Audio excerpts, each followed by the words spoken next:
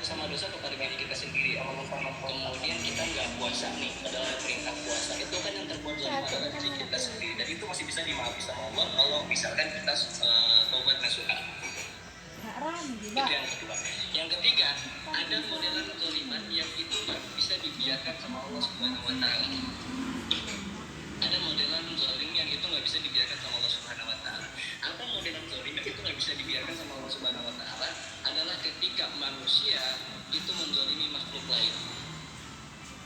Ketika manusia itu menzalimi makhluk lain, dan itu adalah hal yang zalim dan tidak bisa dibiarkan oleh Allah Subhanahu Wa Taala. Ketika manusia menzalimi makhluk lain, itu adalah utang yang mesti kita dimintai bertanggung jawab. Oke, minta waktunya dikit aja ya. Oke, jadi kalau kita misalkan ini saya mau angkat dulu, kalau misalkan kita adalah orang yang menzalimi, posisinya saya mau bahas bagaimana kalau kita adalah orang yang membuli, bagaimana kalau kita adalah orang yang menzalimi. Ini ada satu sampai Allah itu mengatakan, kamu itu kalau apapun yang kamu kerjakan di dunia itu nggak pernah luput dari setiap tulisan-tulisan yang Allah berikan kepada kamu, ya kan, betul ya? Dan sampai kalau kita paham apa impact yang kita lakukan, apa impact yang kita dapat dari setiap kita lakukan, dan itu adalah perkara yang jadi kita senggol banget. Surah Ibrahim ayat 42 ini teman-teman di rumah mulai ada yang dibuka nih. Ibrahim ayat 42.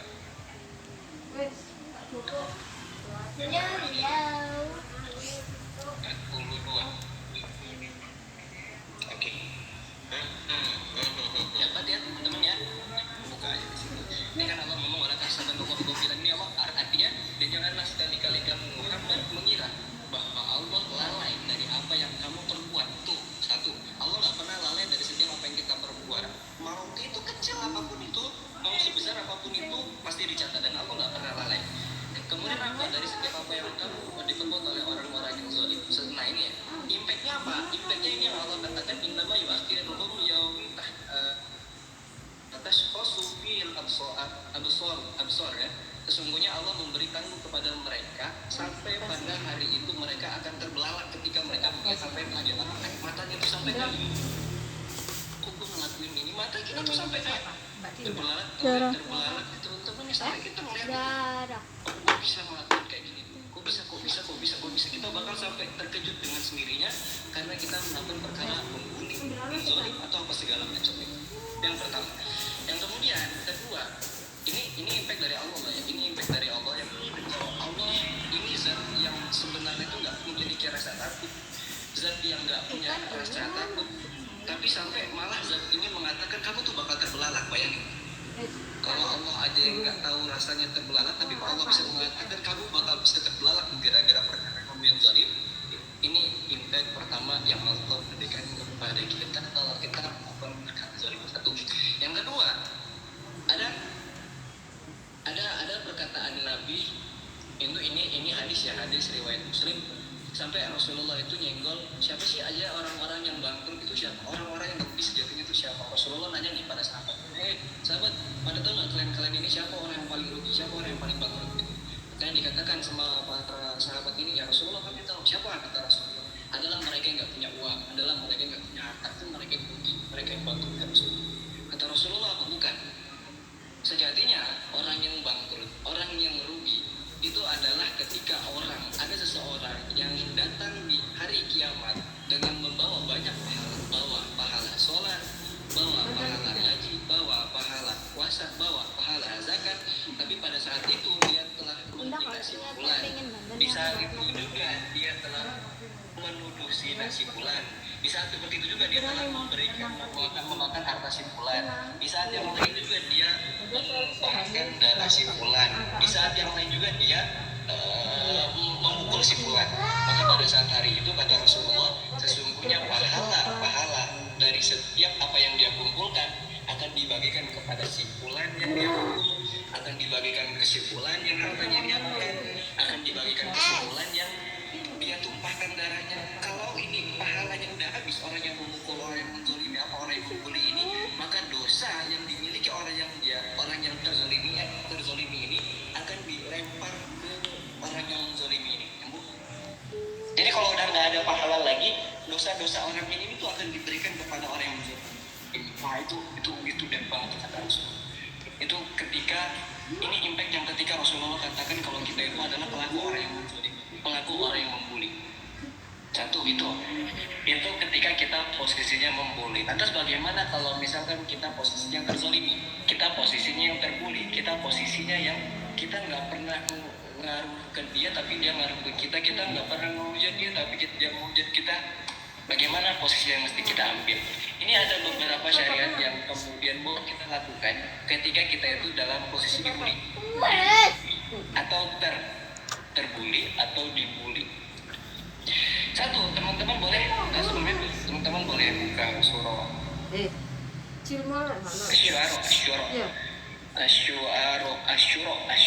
Asyura.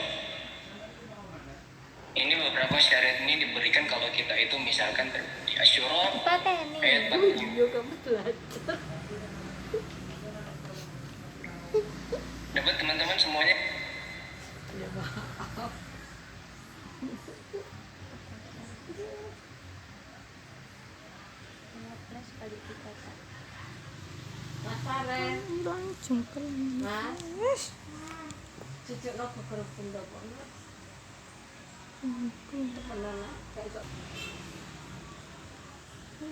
Oh iya, sorry.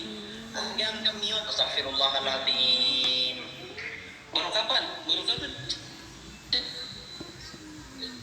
Tahu yang kemiot?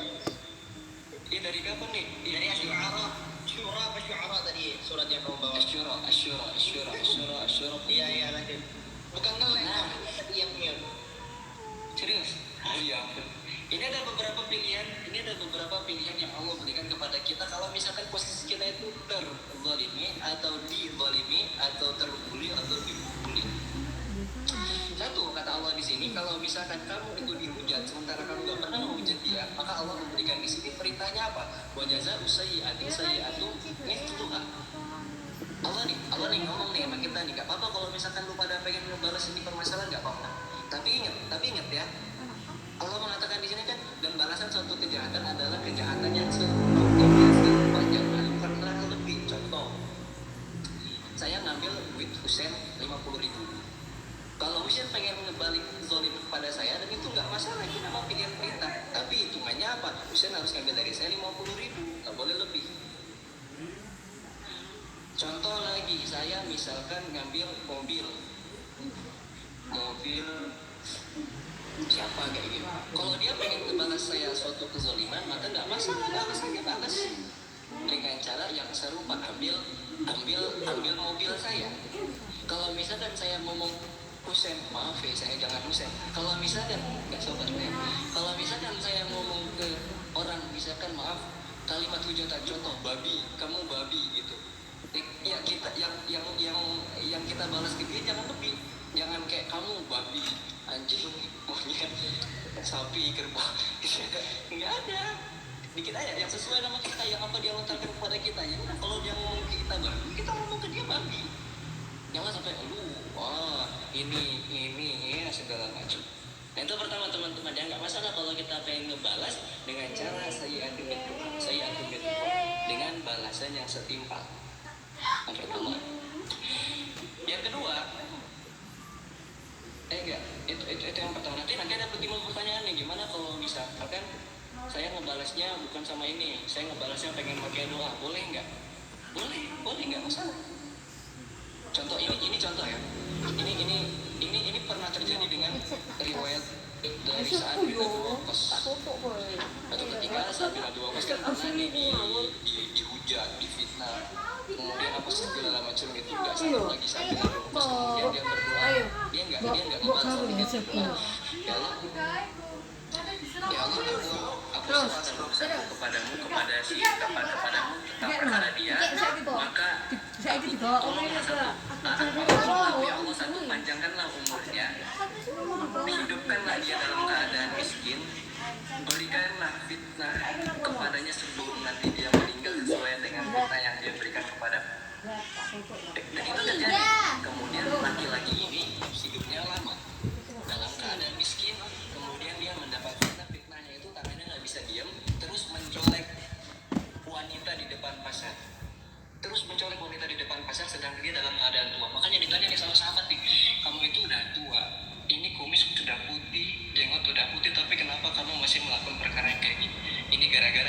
si Sa'ad bin Abi Waqqas ketika itu aku menzalimi dia. Makanya tangan aku nggak bisa diam. Itu yang kita lakukan pertama.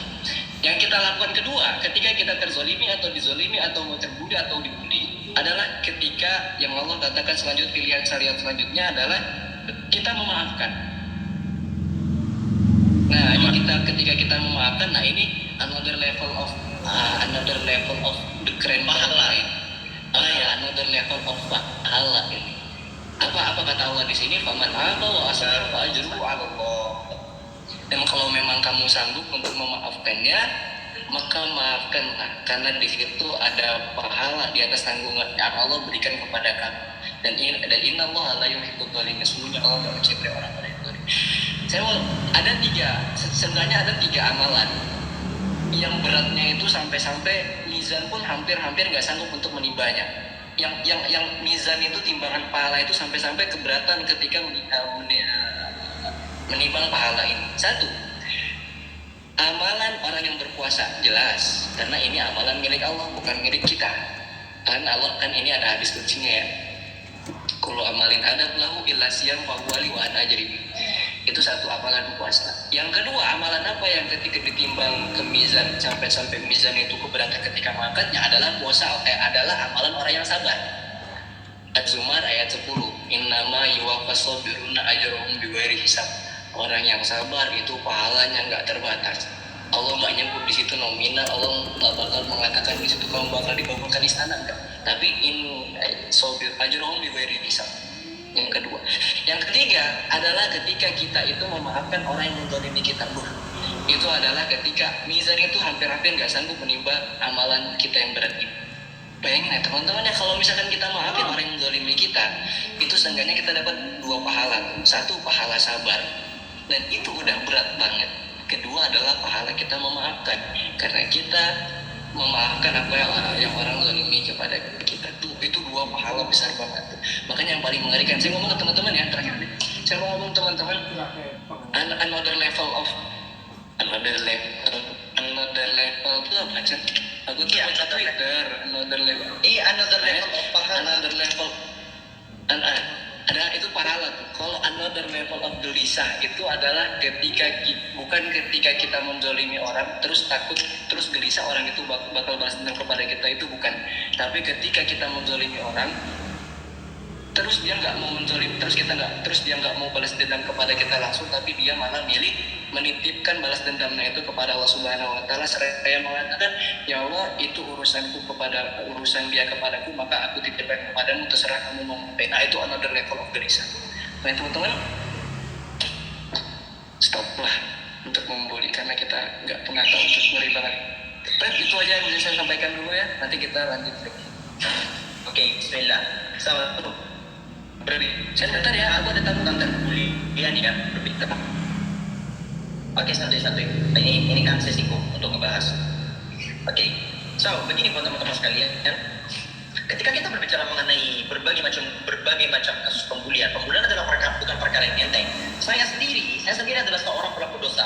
Saya, Agam, dan semua teman-teman sekalian, kita adalah para pelaku dosa. Hanya saja teman-teman perlu tahu bahwasanya jangan sampai dosa yang kita lakukan ini berhubungan sama orang lain. Jangan sampai dosa yang kita lakukan itu berhubungan dengan orang lain. Kalau kita punya dosa sama Allah Subhanahu Wa Taala, ya bukan berarti boleh berdosa sama Allah, nasallahu alaihi wasallam. Tapi ketika kita punya dosa sama Allah, kita mengucapkan istighfar, meminta ampun kepada Allah, insya Allah dengan luasnya rahmat Allah, Allah bakal maafin. Allah bakalan maafin. Tapi ketika kita punya dosa sama orang nggak sama kayak Allah. Allah ampunannya luas banget, rahmatnya luas banget. Tapi manusia itu punya dendam. Makanya dibahas oleh Imam Ghazali bahwasanya seorang manusia ini punya sifat bahimiyah, punya sifat kebinatangan, meliputi ghadab, meliputi perasaan benci, perasaan kesel, perasaan gak suka, perasaan dendam, dan syahwat. Perasaan syahwat itu manusia punya, sifat-sifat kebinatangan pada diri manusia itu punya. Entah binatang yang punya sifat manusia atau manusia punya binatang, ujung-ujungnya kita punya kesamaan dengan binatang. binatang. Jadi inilah yang perlu teman-teman ketahui. Jadi ketika kita berbuat zalim sama orang lain, segera minta maaf. Segera minta maaf. Walaupun pada hakikatnya zalim kepada orang lain itu gak selamanya dengan cara menyakiti, gak selamanya dengan cara ngata-ngatain, gak selamanya dengan hal-hal semacam itu. Anda ngutang gak dibayar sudah zalim. Anda ngutang gak dibayar sudah zalim. Kebayang gak sih dosanya? Anda ngutang gak dibayar, itu sudah zalim kawan. Sakit gak tuh? Makanya sebagaimana hadis yang dibacakan sama agam tadi, suatu hadis baginda Rasulullah sallallahu alaihi wasallam bersama dengan para sahabat. Kemudian baginda Rasulullah sallallahu alaihi wasallam bertanya, "Atadruna manil muflis?"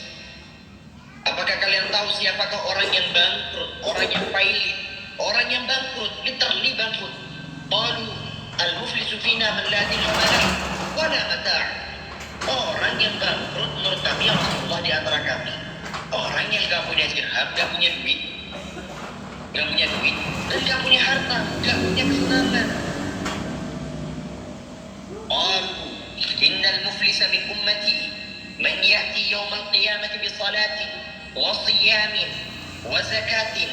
Sesungguhnya orang-orang yang bangkrut di antara umat-umatku adalah orang yang membawa pahala segede gunung, punya pahala sholat, punya pahala puasa, punya pahala zakat, pahalanya banyak banget. Tapi ada problem. Ini bukan problem kecil, ini problem besar.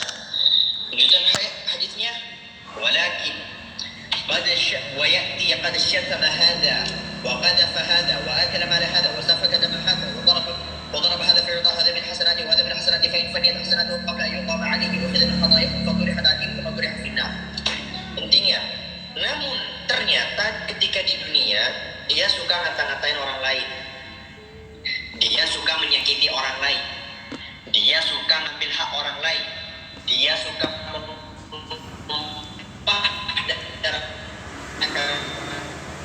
orang lain. Dia juga adalah ghibah. Dia suka ghibahin orang lain. Termasuk di antara bentuk kezaliman adalah hutang yang gak dibayar. Tapi ini ada menurut redaksi hadis yang lain. Kalian hutang terus hutangnya gak dibayar, jangan dianggap itu perkara enteng. Itu adalah perkara yang besar. Perkara yang besar kawan-kawanku sekalian. Di dalam hadis lain dari Nabi sallallahu alaihi wasallam itu menyebutkan bahwasanya pahala orang mati syahid. Tahu orang mati syahid? Orang mati syahid itu adalah puncak dari segala macam kesyahidan. Perang, lalu dia mati di tengah jalan gara-gara berperang. Dan Nabi Shallallahu Alaihi Wasallam menjelaskan bahwasanya pahalanya itu mampu menghapuskan seluruh dosa kecuali hutang. Jadi hutang gak bisa diampuni hutangnya walaupun Anda mati dibunuh oleh orang kafir, mati dibunuh oleh orang-orang yang jahat sama kita, mati dibunuh oleh orang-orang yang berbuat zalim sama agama kita. Itu hutang itu bro. Makanya kalau punya hutang bro, terus Anda sholat, puasa, zakat, percuma. Kalau belum Anda bayar, makanya bayar. Ya, kalau ayah Anda atau ibu Anda punya hutang, bayarin, kasihan. Gak ada yang ingat. Emang yang nanggung bukan kamu sebagai ahli waris punya tanggung jawab. Tapi kalau kamu gak bayar, kasihan dia, kasihan orang tua kita yang sudah meninggal. Enggak, orang tua saya sudah masih hidup. Maksudnya orang tua teman-teman sekalian yang sudah meninggal, kasihan. Bayarin hutangnya. Ya, jadi buat teman-teman sekalian, jangan dianggap bahwa ketika kita membuli orang lain itu adalah perkara yang enteng. Nah, sekarang kita merebut ke problem yang kedua, isu mental health. Dan fokus kita sekarang adalah terhadap para korban bully. Sebagaimana tips-tips yang udah dikasih sama Agam tadi, ketika kita menghadapi para pelaku pembuli, kita punya beberapa hak. Kita berhak, termasuk di antara hak kita adalah mendoakan buruk. Walaupun pada hakikatnya itu bukan yang utama. Yang utama tetap di ayat tadi, faman 'afa wa aslaha fajruhu 'ala Allah. Barang siapa yang memaafkan kemudian berbuat kebaikan dengan dia, maka pahalanya ada di sisi Allah. Ketika Allah Subhanahu wa taala sudah memberikan jaminan pahala kepada seseorang, maka percayalah bahwasanya Allah tidak pernah main-main kasih pahala. Kalau semisal nggak mampu, ada di mampu di bawahnya itu diam. Nah, posisi diam itu kita gak doain buruk, kita gak bales, ya udah cukup diam. Tapi kita bakalan ambil itu kelak di akhirat. Makanya Ibnul Qayyim rahimahullahu taala, Ibnul Qayyim apa Ibnu Hajar, intinya salah satu dari antara dua ulama itu, ketika sedang diribahi, jadi beliau suatu hari sedang diribahi, sedang dicaci maki sama orang. Beliau langsung bilang begini, marhaban bihasanatin lam a'mal biha wa lam ad'ab biha wa lam yakun fiha ujubun wa riya. Selamat datang wahai pahala-pahala. Selamat datang wahai pahala-pahala yang aku gak pernah capek-capek ngelakuinnya, yang gak pernah aku capek-capek ngelakuinnya. Dan pada pahala tersebut gak ada ujub, gak ada riya. Teman-teman kalau sholat Allahu Akbar, bisa saja sholatnya ujub, merasa suci, merasa udah keren, merasa udah bangga, terlalu membanggakan diri. Bisa saja ketika kita sholat, ya, bisa saja ketika kita sholat kita itu riya dilihat orang. Tapi ketika kita dapat dosa dari orang lain, kita dicaci maki sama orang lain, kita dikata-katain sama orang lain, kita kan dapat transfer pahala dari mereka. Itu masa kita bangga ketika dikata-katain sama orang? Ya enggak. Makanya dibahas oleh Imam Ibnu Qayyim, marhaban bihasanatin lam a'mal biha wa lam ad'ab biha wa lam yakun fiha ujubun wa riya.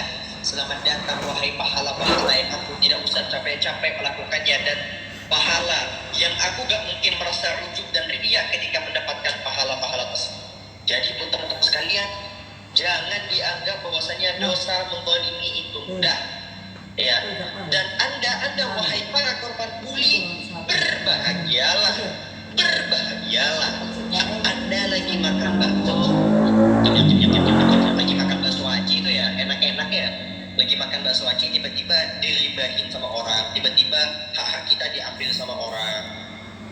Itu Anda dapat dosa, itu Anda dapat pahala yang besar. Makanya di video saya kemarin yang rame, ada orang yang masuk surga bukan gara-gara dia doyan ngerjain sholat sunnah, dia doyan puasa, bukan karena itu, tetapi gara-gara dia suka dibully sama orang.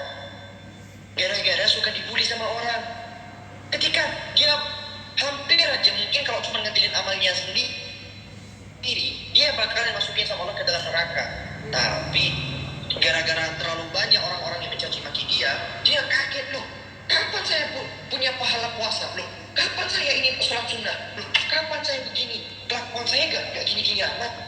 Jadi jawab, kamu memang gak ngelakuin hal semacam ini, tapi ketika di dunia banyak orang yang gak suka sama kamu, banyak orang yang benci sama kamu, banyak orang yang suka membuli kamu, mereka itu semuanya transfer pahala sama kamu. Mereka semua pada transfer pahala sama kamu. Jadi inilah kabar bahagia bagi para korban-korban bully. Ya, I know itu menyakitkan. Tetapi di balik setiap sakit tentu ada obat.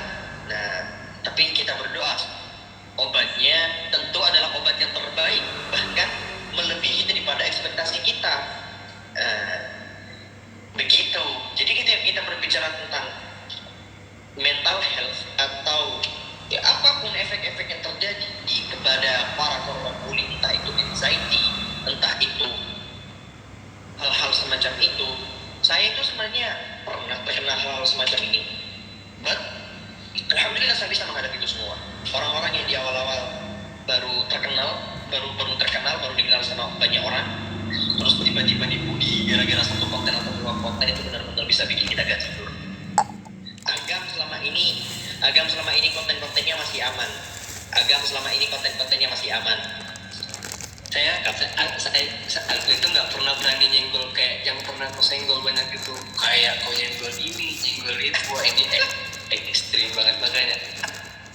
Nah, tapi itu kalau teman-teman kalau nengok konten saya kan konten-konten yang aman aja gitu. Tapi kalau udah punya dia, ada satu lagi itu yang dari Malaysia,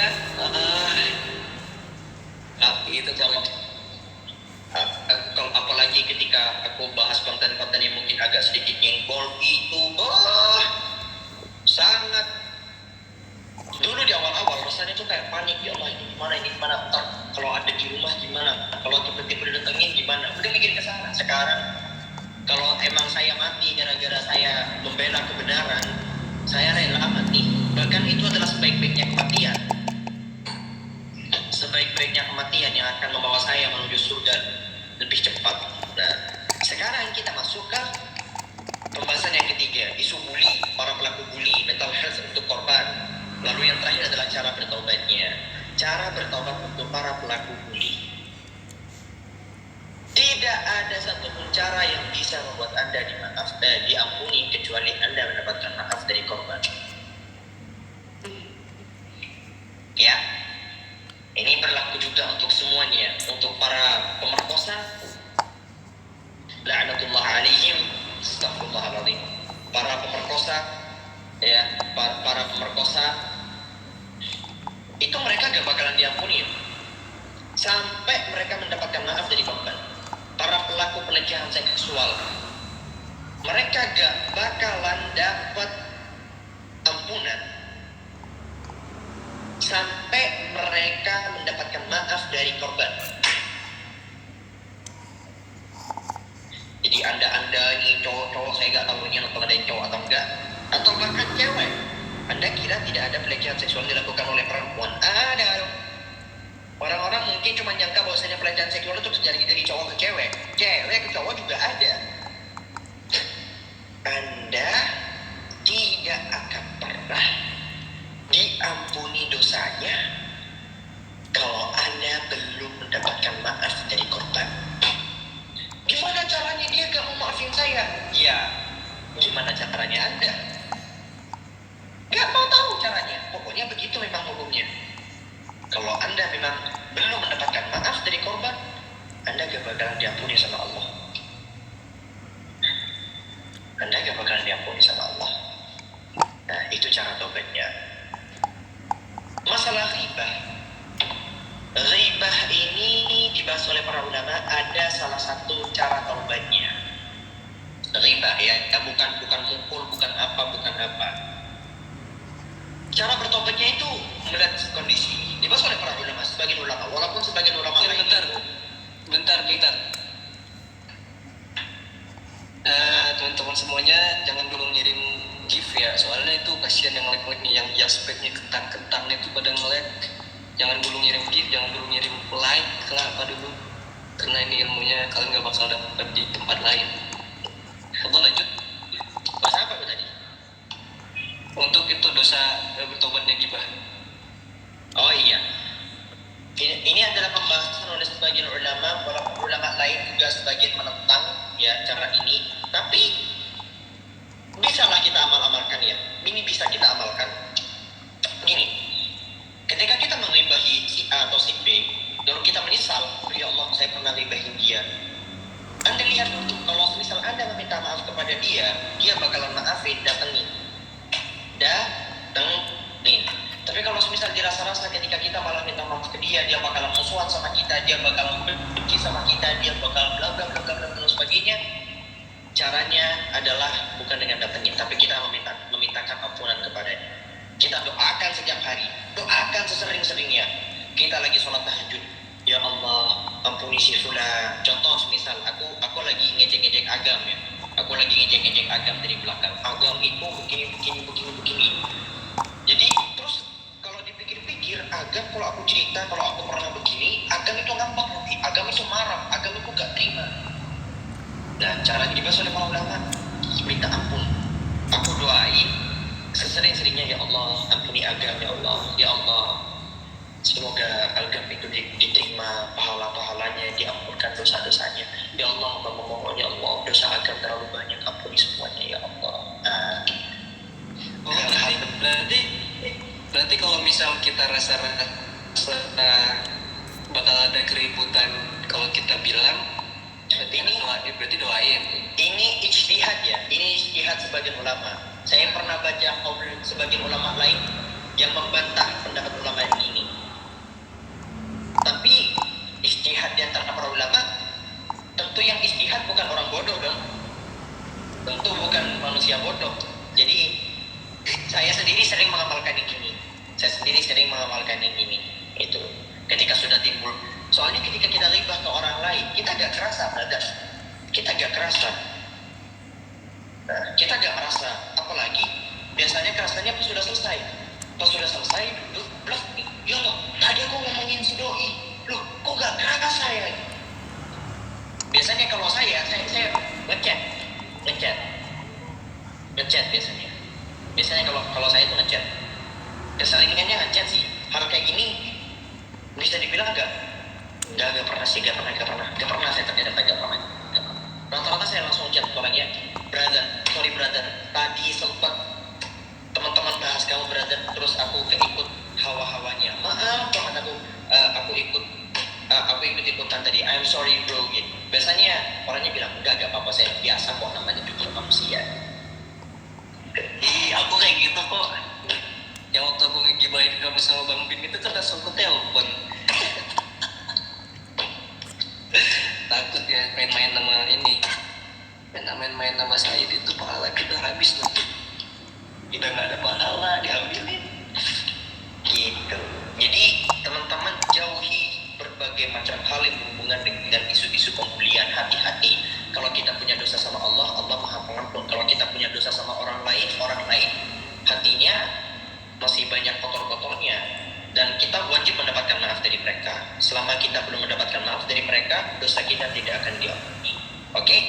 Belum mendapatkan ikhlas, belum mendapatkan maaf dari mereka, dosa kita tidak akan diampuni. Agama ini udah selesai ya? Dapat 7. Iya, buat kawan-kawan sekalian, jangan lupa follow RK Musik. Dan buat teman-teman yang dari kemarin-kemarin nanya, loh kok aku gak bisa follow sih, itu gara-gara teman-teman